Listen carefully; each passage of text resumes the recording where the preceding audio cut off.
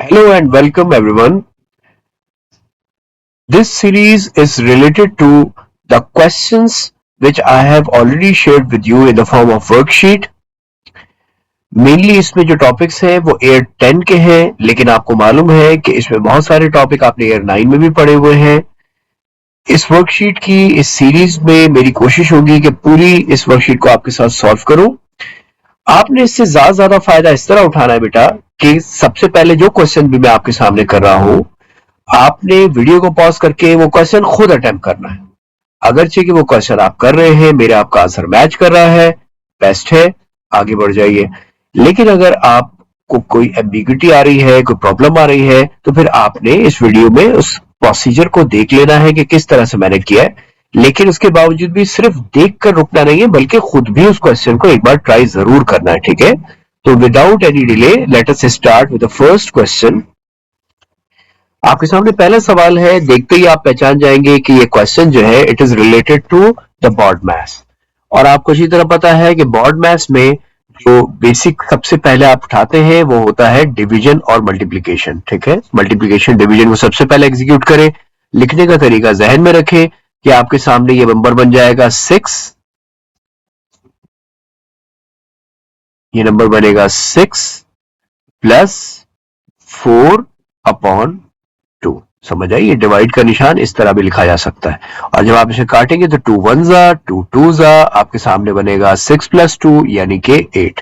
तो this is your answer. सही है, 8 आपके पास आया। Let us move on, let us move on to the next video, next part, next question, ठीक है? ओके, अब स्टार्ट करते हैं ये वाला। आपको मालूम है दो नंबर्स मल्टीप्लाई हो रहे हैं, जरा सा डेसिमल इन्वॉल्व है, बहुत आसान है। 40 मल्टीप्लाइड बाय 0.3 ये लिखा हुआ है, सही है? आपको पता है बेटा कि 40 इंटू किसी भी नंबर से या कोई भी नंबर जब मल्टीप्लाई होते हैं उसमें डेसिमल को कैसे प्लेस करते हैं कि सबसे पहले जब आप मल्टीप्लाई करते हैं तो आप इस डेसिमल को बिल्कुल जहन से निकाल देते हैं कि इसमें कोई डेसिमल है, बल्कि नंबर को सिंपल मल्टीप्लाई करते हो। 3 0 0 और 3 4 12 आपने लिख लिया।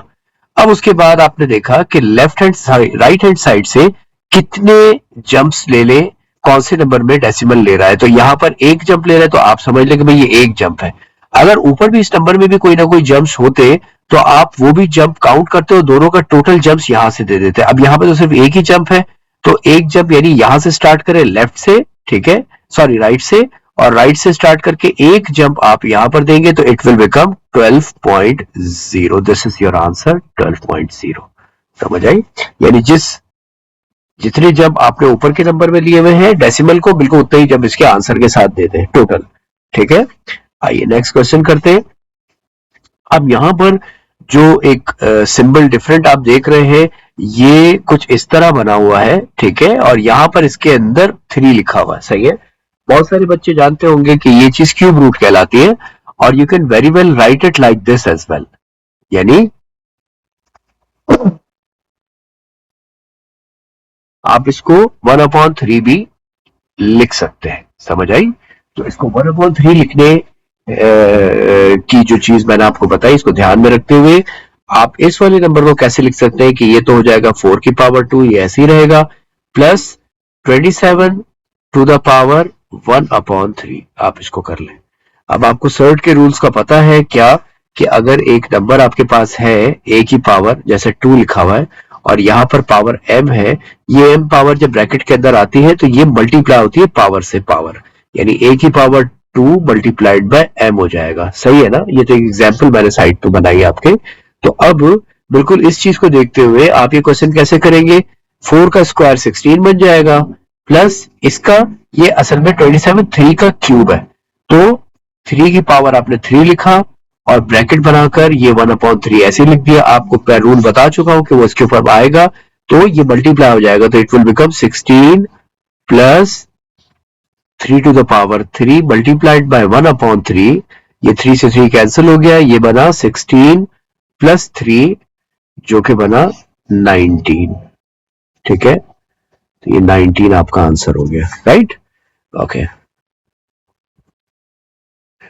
ओके, अब ये क्वेश्चन के लिए थोड़ा सा स्पेस इधर लेके, ओके, आपको मालूम है सर्ट का ये एक रूल क्या, कि अगर a to the power m है multiplied by a to the power n है, मतलब क्या कि अगर दोनों के ये वेरिएबल सेम है और मल्टीप्लाई हो रहे हैं तो इनकी पावर्स आपस में ऐड हो जाती है, यानी कि a की पावर m प्लस n आप कर देते हैं। समझ आई? तो बिल्कुल इस तरीके से यहां पर क्या होगा, दोनों 5 है, दोनों मल्टीप्लाई हो रहे हैं, a की पावर -1 a की पावर 3 है, तो ये बन जाएगा 5 की पावर -1 प्लस 3, जो कि फाइनल आंसर बनेगा 5 की पावर 2। क्योंकि दोनों के बहुत अलग साइन है तो ये सब्ट्रैक्ट होगा और साइन बड़े की आएगी, तो ये +2 एक 5 की पावर +2 जो कि बनेगा 25। ये आपका आंसर हो गया 25। ओके आइए अब इसके नेक्स्ट पार्ट पे, नेक्स्ट क्वेश्चन में चलते हैं। यहाँ पे हमें सर्कल प्रॉपर्टी का एक क्वेश्चन नजर आ रहा है, ठीक है, और एक एक पार्ट अलग अलग है। जरा देखें इसमें क्या फाइंड करने के लिए, सारी डिटेल तो आप खुद भी रीड कर सकते हैं। सबसे पहले एंगल जो इसमें मेंशन किया जा रहा है वो है एंगल एबीसी, ठीक है। अच्छा, जो प्रॉपर्टी इन्वॉल्व होगी ना तो उसको भी मैं थोड़ा सा बताता चलूंगा आपको। क्या, देखिए एंगल एबीसी की बात कर रहा है ना, तो आप आइए सबसे पहले तो इसे हम ग्रीन से मार्क कर दे कि ये इस एंगल की बात कर रहा है, ठीक है, ताकि नजर उसी पर रहे कि क्या है एंगल एबीसी। ओके, तो ये एंगल एबीसी यानी ये इस एंगल की बात कर रहा है, ये ए बी और ये सी। समझ आई? ये पूरा एंगल ए बी और ये सी, इसको जरा और क्लीनली हम मेंशन करते हैं, ठीक है। ये एंगल एबीसी की बात कर रहा है, सही है। ओके, तो अब ये कैसे होगा, जरा सा इसको हम हटाएंगे यहां से। अब आपको दो तीन चीजें छोटी छोटी बहुत अच्छी तरह मालूम है। क्या, अगर एक सर्कल आपके पास मौजूद है, ठीक है, और सर्कल का सेंटर है, ठीक है, सेंटर से जो लाइन सेंटर किसी सर्कल के पॉइंट को टच करती है वो रेडियस कहलाती है बेटा, और जो लाइन टेंजेंट होती है इन दोनों के दरमियान में एंगल, अगर उसी पॉइंट पर टेंजेंट आ रही है तो इन दोनों के दरमियान एंगल जो है वो 90 डिग्री होता है, सही है ना, ये परपेंडिकुलर होता है, ये बात आपको पता है। तो इसका मतलब ये होगा कि भाई ओ से लेके बी जो साइड है वो तो रेडियस है, ये वाली जिसमें मैंने मार्क किया है, ठीक है, तो ये पूरा एंगल तो 90 डिग्री होना चाहिए। यहां तक बात आपको क्लियर है? ओके, ये 90 का एंगल है। अच्छा, अब एक और चीज आपने याद रखनी है, क्या, कि ये असल में है एक्सटर्नल पॉइंट, सही है, और एक्सटर्नल पॉइंट से ये टेंजेंट आ रही है जो कि पॉइंट बी के ऊपर सर्कल के ऊपर टेंजेंट हो रही है, ठीक है ना। ये आप अच्छी तरह से, मैं जूम इन कर देता हूं, आप देख भी सकते हैं, ठीक है। अच्छा, अब इसको दिमाग में रखें कि ये अगर एक्सटर्नल पॉइंट से आ रही है तो ये वाला एंगल यानी जो एक्सटर्नल पॉइंट से बन रहा है ये एंगल, और जो सेंटर के साथ एंगल बन रहा है ये दोनों सप्लीमेंट्री होते हैं। सप्लीमेंट्री मतलब दोनों को ऐड करेंगे तो 180 डिग्री बनेगा। समझ आई? तो इसका मतलब क्या हुआ बेटा, इसका मतलब ये हुआ कि आपने ये अगर एंगल फाइंड आउट करना है ये वाला, तो इसके लिए आप क्या कर सकते हैं, बड़ी सिंपली तरीके से आप 180 में से माइनस कर दे 38 को, सही है। जब 180 में से 38 को आप माइनस करेंगे, कर सकते हैं, ये 142 बनेगा, यानी ये वाला जो एंगल है ये एंगल 142 है, सही है। अच्छा, अब एक चीज और क्या, कि आपको मालूम है कि ये जो आपका सर्कल है बेटा, इस सर्कल में ओ से बी और ओ से सी ये दोनों क्या है, ये दोनों रेडियसेस हैं, ठीक है। तो इसका मतलब क्या हुआ कि ये जो ट्राइंगल बन रहा है जिसको मैं यहां पर थोड़ा शेड कर रहा हूं, ये ट्राइंगल असल में एक आइसोस्केलस ट्राइंगल हो गया, ठीक है। ओके, तो इसका मतलब ये हुआ कि अगर ये चीज जो है ये 142 है, ठीक है, अगर ये 142 बना हुआ है 142, तो इसका मतलब ये हो गया कि ये जो दो एंगल्स हैं ये 38 का डिवाइड बाय 2 होंगे, यानी कि क्या होगा 38, यानी ये वाला भी 19 होगा और ये वाला भी एंगल 19 होगा। ओके, तो अब अगर ये 19 हो गया और ये पूरा 90 डिग्री है तो 90 में से 19 को माइनस करें, 90 माइनस 19 आपने किया, ये एंगल कितना बना बेटा, ये 71 बन गया, ठीक है, आपने इसको यहाँ पे मेंशन कर दिया। तो ये एंगल ए बी और सी जो है ये 71 बना, यानी ये वाला एंगल 71 हो गया, राइट। ओके, ये एंगल एबीसी 71 बना। अब अगला क्या है, बीओसी। ओके, बीओसी की बात कर रहा है, बीओसी आप ऑलरेडी निकाल चुके हैं, बीओ और सी, ये वाला जो एंगल है ये 142 का है। वैसे अली बता चुका हूं कि 180 में से आपने अगर 38 माइनस किया, क्योंकि वो दोनों सप्लीमेंट्री हैं, तो 180 माइनस 38 आपने किया तो कितना बना 142। तो ये वाला एंगल पहले आप फाइंड कर चुके हैं, इसकी लॉजिक मैंने आपको क्लियर की कि ये 142 है, सही है। ओके, आगे चलते हैं। 142। इसके बाद क्या है जी, बीडीसी की बात कर रहा है। बीडीसी का क्या है सीन, बीडीसी। अच्छा, अब आप इसको अगर देख रहे हैं गौर से तो मैं एक चीज आपको बताऊं, देखिए मैं इसको यहां से कॉपी कर लेता हूं, ठीक है, और थोड़ा रोटेट करके आपको दिखा दूं ताकि उस तरह आपको देखने की आदत है तो वो ज्यादा आसानी से समझ में आ जाएगा। ये अब जरा देखें, इससे सर्कल की तरह देखें, ठीक है। सर्कल की एक प्रॉपर्टी जिसमें सेंट्रल एंगल जो है सर्कमफेरेंस एंगल का डबल होता है ना। तो इसका मतलब क्या हुआ, इसका मतलब ये हुआ कि ये अगर कितना हुआ, ये वाला जो एंगल है, ये वाला जो एंगल है, ठीक है, ये अगर 142 है बेटा, ठीक है, तो इसको डिवाइड बाय 2 करने से एंगल बीडीसी आपके पास आ जाएगा, तो ये जगह 71। तो ये वाला एंगल कितना बना, 71। तो आप यहां पर मेंशन कर सकते हैं कि ये वाला एंगल 71 बना, 71 बीडीसी 71, ठीक है। ओके, आइए अब ये वाला क्वेश्चन देखते हैं बेटा। ये काइनेमेटिक्स ग्राफ का सवाल है, बहुत सिंपल और आसान सा। देखिए क्या बता रहा है। सबसे पहले कह रहा है कि ये डायग्राम है स्पीड टाइम ग्राफ के, इसमें मौजूद है, ठीक है। और स्पीड टाइम ग्राफ के अंदर आपको टाइम नहीं बताया गया, फाइनल जर्नी का जो एंड पॉइंट है वो उसका नहीं बताया टाइम उसने। ओके, आपसे सबसे पहला सवाल कर रहा है कि एक्सेलरेशन बताइए, ठीक है, for the first 10 seconds. Okay, तो फर्स्ट 10 सेकंड्स के लिए जो एंड मतलब 10 सेकंड्स कहां पर एंड हो रहा है, यहां पर एंड हो रहा है, ये आप देख रहे हैं ग्राफ के अंदर, ठीक है। ओके, तो अब ये बात आपको याद रखनी है कि जब आपके पास स्पीड टाइम ग्राफ आएगा बेटा, तो उसमें स्पीड टाइम ग्राफ में एक्सेलरेशन फाइंड करने के लिए, ठीक है, आपको स्लोप निकालना होता है उस जगह का, उस लाइन के उस पार्ट का। समझ आई? तो अब जरा हम इसको देख लेते हैं। जो फर्स्ट पॉइंट है इसके जो कोऑर्डिनेट्स है वो है 0 0, ठीक है। और जो सेकंड पॉइंट है ये है 10 और 20, ठीक है, 10 20। तो अब आपको स्लोप का फॉर्मूला याद रखना है। स्लोप का क्या फॉर्मूला होता है, m is equal to y2 minus y1 divided by x2 minus x1। सही है? ओके, तो अब आप देखें इसके अंदर कर ले। ये जो पहला पॉइंट है मैं इसको जरा रेड से यहाँ पर मार्क कर दूं। फर्स्ट पॉइंट जो लेफ्ट से चलते हुए आपके पास आएगा उसको कह दीजिए कि x1 y1 है। ये कन्वेंशनल है, कोई ऐसी जरूरी चीज नहीं है, लेकिन फिर भी एक चीज कन्वेंशन के तहत चले तो आसानी से याद रहती है। ओके, तो पहले पॉइंट को x1 y1, दूसरे को x2 y2 आपने नाम दिया। y2 यानी कि 20 माइनस 0 डिवाइडेड बाय 10 माइनस 0, ठीक है, ये आपने किया तो ये आ गया 2।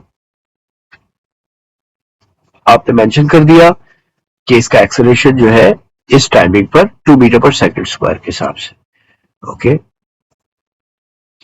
ये यूनिट यहां पर लिखा हुआ 2.0 आप डाल सकते हैं। ओके, आगे चलते हैं नेक्स्ट पार्ट की तरफ।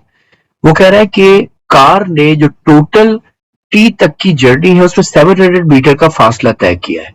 ओके, तो इसका मतलब क्या हुआ कि वो ये कहना चाह रहा है, अगर मैं ये सब जो थोड़ा यहाँ पर चीजें लिख दी है मैंने मिटा दूं और बेसिक चीज की तरफ दोबारा से इशारा करूं, ठीक है, तो वो देखिए क्या है। ये पूरा जो ग्राफ है, ये देखिए, ये इसको मैंने हाईलाइट कर दिया ग्रीन से।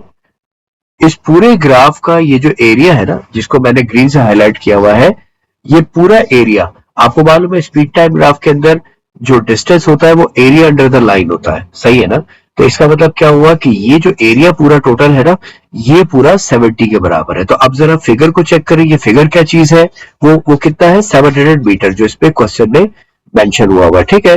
तो अब मैं क्या करूंगा, यहाँ पर मुझे इसका एरिया पता करना है। ये फिगर कैसा है, ये फिगर है एक था ट्रिपेजियम। ट्रिपेजियम को पहचान लिया करें क्योंकि ये वाली लाइन देखिए और ये वाली लाइन जो है ये दोनों क्या है, एक दूसरे के पैरेलल है। Let me call this one as P1 and let me call this one as P2। Formula for area of trapezium is equal to 1/2, ठीक है, P1 plus P2 into H। तो P1 P2 कितना है जरा देखिए, यहाँ पर एरिया जो दिया हुआ है वो ऑलरेडी उसने कह दिया कि डिस्टेंस होता है, और डिस्टेंस जो है वो 700 दिया हुआ है। 1/2 को 1/2 रखें। P1 कितना है यहां से लेके यहां तक, तो ये हो जाएगा T माइनस 10, ठीक है, ये आपका P1 है, ओके, T माइनस 10, एक मिनट, ये है T माइनस 10, ओके, अच्छा, प्लस P2 कितना है, ये पूरा T के बराबर है ना, यहां से लेके यहां तक करेंगे, 0 से लेके यहां तक, तो ये पूरा T के बराबर है, ओके ओके, अच्छा, इसके बाद H कितना है, यहां से यहां तक 20, तो ये 20 दिया हुआ है। अब ये बन गई मैथमेटिकल एक्सप्रेशन, इसे सॉल्व करें, 2 1 जा 2 10 जा, ये 10 उधर जाएगा तो 700 डिवाइडेड बाय 10 हो जाएगा, और ये t और ये t दोनों ऐड हो रहे हैं तो ये 2t हो जाएगा, माइनस 10 बनेगा, ठीक है, इसे एक जीरो कैंसिल हो गया, ये बना 70, 10 उधर गया, माइनस का उधर जाएगा तो प्लस हो जाएगा, plus 10 is equal to 2t, ठीक है, इक्वल टू लिखा है मैंने ये, और ये कितना बन गया, हाँ ये देख लीजिए, ये कितना बन गया बेटा, ये 80 बना, सही है ना, 70 प्लस 10, 70 प्लस 10 80 बना, ठीक है, 80 इज इक्वल टू 2t, या फिर t is equal to 80 divided by 2 किया आपने, तो ये 40 बना, 40, समझ आई, तो ये 40 सेकंड का पूरा सफर है जिसकी ये बात कर रहा है, राइट, तो आपने इसमें 40 लिख दिया, राइट।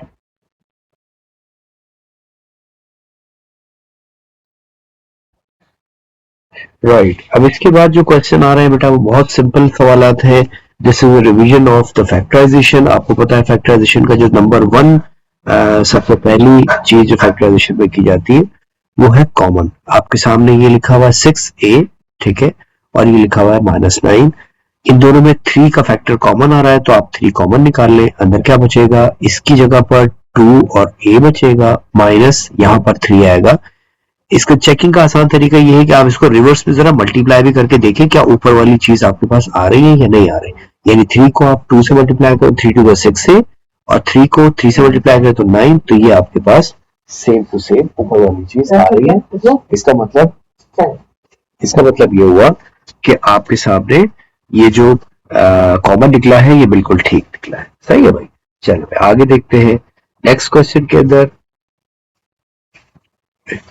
4b स्क्वायर माइनस 25, आप बहुत अच्छी तरह से पता है, थोड़ा सा याद करेंगे, अगर आपने पहले पढ़ा हुआ है तो यकीनी तौर पे याद आएगा आपको कि एक फॉर्मूला होता है a स्क्वायर माइनस b का स्क्वायर, ठीक है, ठीक है, और इसको लिखने का बेहतर तरीका ये होता है कि आप एक ब्रैकेट में a को लिखें, इसका स्क्वायर बनाए, माइनस दूसरा ब्रैकेट बनाकर इसका स्क्वायर लिखें, ठीक है, तो ये किसके बराबर हो जाता है बेटे, ये बराबर हो जाता है a प्लस बी, ठीक है, और a माइनस बी के, सही है ना, तो इसका मतलब क्या हुआ कि ये जो चीज है आप इसको जरा ब्रैकेट में लिखने की कोशिश करें होल स्क्वायर के साथ, एक ब्रैकेट का स्क्वायर माइनस दूसरे ब्रैकेट का स्क्वायर, याद रखिए कि ये दो टर्म्स जिसके अंदर है ये रूल इसके ऊपर अप्लाई हो सकता है, ये आइडेंटिटी वहां पर फिट होती है, ठीक है, ओके, अब आप यहां पर लिखें तो यहां पर क्या आएगा जरा देखें, आपको 4b स्क्वायर बनाना है तो यहां पर 2b आना चाहिए, समझ आई, 2b क्यों आना चाहिए, क्योंकि इसका स्क्वायर होने पर 4 बन रहा है, b का स्क्वायर पर b स्क्वायर बन रहा है, यानी ये ऊपर वाली ही चीज लिखी है,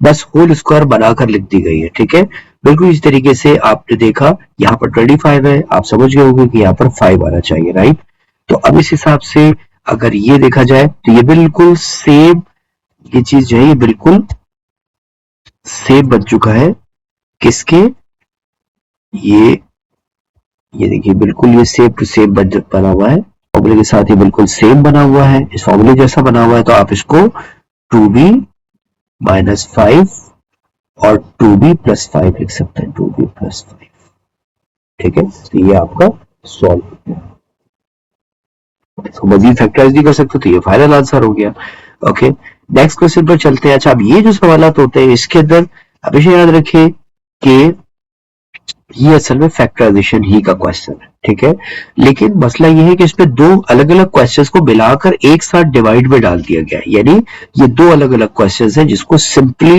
एक ही जगह पर कलेक्ट कर दिया गया है, ठीक है, तो आप इसको जरा अलग अलग ही समझे, मिसाल के तौर पर ये जो लिखा हुआ है ये 2, ये लिखा हुआ है 2c स्क्वायर्ड माइनस 8c, ठीक है, तो अब आप इसमें से फैक्टराइजेशन करें तो इसको कॉमन निकालें, आपका कॉमन क्या आएगा, 2 आपका कॉमन आ रहा है और c भी आपका कॉमन आ रहा है, तो अंदर बचेगा c माइनस 4, मल्टीप्लाई करके देख ले क्या ये चीज आ रही है, बिल्कुल यही आ रही है। तो ये एक पार्ट आपने कर लिया। अब इसको जरा साइड पर रखें, अब इसको छेड़े नहीं, एक जगह पर रोक दें इसको। अब नेक्स्ट पार्ट को भी कहीं साइड पर लिखकर इसे भी सॉल्व कर ले।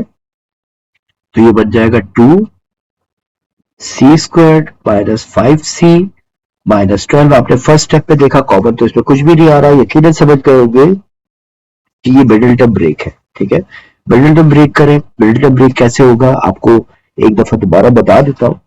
मिडिल टर्म ब्रेक कैसे होता है बेटा कि आप पहली वाली और लास्ट टर्म इन दोनों को मल्टीप्लाई करते हैं। ठीक है, रफ में मल्टीप्लाई करें और देखिए का जवाब क्या आ रहा है। ये रफ वर्क मैं ग्रीन पर्ल से यहां पर कर रहा हूं। ठीक है, तो ये आ रहा है -24 और c²। ठीक है, अब आप c² को छोड़ दें, -24 के अंदर फैक्टर्स को लिखना शुरू करें, सिर्फ 24 के फैक्टर्स को लिखें। तो ये बनेगा 1 × 24, ये भी 24 होता है, 2 × 12 ये भी 24 होता है, 3 × 8 ये भी 24 होता है। ठीक है, आइए आगे चलते हैं। और इसके अलावा 6 × 4 ये भी 24 होता है। ठीक है, ओके। अब आप देखें कि इस पर कोई ऐसा वाला फैक्टर आपने देना है जो कि ऐड होने या सब्ट्रैक्ट होने पर 5 बनता है। तो ये देखें ये वाला 8 और 3 में से 8 में से 3 निकालेंगे, 8 और 3 तो 11 होता है, लेकिन 8 में से 3 निकालेंगे तो 5 बनेगा। सही है, तो इसका मतलब ये वाला वो फैक्टर है जो आपने लेना है। आप इस वाले फैक्टर को उठाइए तो क्या होगा, देखिए चेक करें। इसमें लिखने का इसका एक तरीका है, वो जहन में रखें, वो मेरी हिदायत के मुताबिक आप जहन में रखेंगे, इजी हो जाएगा। देखिए 2c² आपने लिखा, -12 ऐसे लिख दिया। अब इन दोनों में से बड़ा नंबर कौन सा है, 8 बड़ा, तो हमेशा 8 को पहले, यानी बड़े नंबर को पहले लिखें। तो आपने यहां पर लिखा, इसके बाद कलर चेंज कर देता हूं, यहां पर आपने लिखा 8, यहां पर लिखा आपने 3। ठीक है, ओके।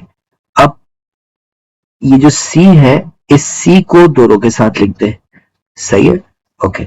और ये जो साइन है ना, ये जो बीच वाली टर्म के साथ साइन है, ये हमेशा बड़े वाले को दे दे, तो ये बड़े वाले को मिल गई। ठीक है, अच्छा छोटे वाले को चेक करें कि ऐड करने से ये आ रहा है 5 या सब्ट्रैक्ट करने से। आपको मालूम है ये ऐड करने से ही सब्ट्रैक्ट करने से आ रहा है, तो आप इसका साइन अपोजिट रख लें। समझ आई, ये फैक्टर्स बिल्कुल करेक्ट बने। अब करना ये है कि आप इन दोनों में से कॉमन निकालें। फर्स्ट 2 में से आपके पास 2c कॉमन आया, अंदर आएगा c-4। ठीक है, सही है, प्लस 3 कॉमन आया तो अंदर बचा c-4। ठीक है, दोबारा डबल कॉमन निकालें तो ये हो जाएगा 2c, यानी सेकंड कॉमन निकाल तो 2c + 4, सॉरी 2c + 3। ठीक है, और एक हो गया c-4। अब सवाल यहाँ पर खत्म नहीं हुआ, क्योंकि आपने एक फैक्टराइजेशन ये की थी, एक फैक्टराइजेशन ये थी। अब जरा दोनों को ऊपर नीचे करके डिवाइड में लिख ले। अब सोल्यूशन हो रहा है क्या कि आपने ऊपर वाले के जो फैक्टर बनाया था ये वाला, इसको आप लिखे 2c × c-4, और जो नीचे वाले के फैक्टर्स आए वो हो गए 2c + 3 और c-4। जरा चेक करें तो ये सेम फैक्टर बन रहा है, तो ये और ये दोनों कट गए। ठीक है, और अंदर क्या बचा, सिर्फ 2c ऊपर रह जाएगा डिवाइडेड बाय 2c + 3। अब बहुत सारे बच्चे ये गलती बड़े जबरदस्त तरीके से, मुझे उम्मीद है, करेंगे कि ये 2c को 2c से काट देंगे कि यार ये तो ऊपर नीचे तो कट रहा है। बिल्कुल भी मत करिएगा, क्योंकि याद रखिए जब तक ये कॉमन नहीं होगा, ये दोनों में कॉमन नहीं होगा, यानी कि अगर 2c कहीं कॉमन बाहर निकला हुआ होता ना, तब तो आप इसको काट सकते हैं। मिसाल के तौर पर जैसे यहाँ पर ब्रैकेट में 2c जैसा कोई फैक्टर यहाँ पर निकला हुआ होता तो आप इसको काट सकते थे, ऐसे आप नहीं काट सकते। तो यही आपका फाइनल आंसर हो जाएगा 2c/2c + 3। समझ आई।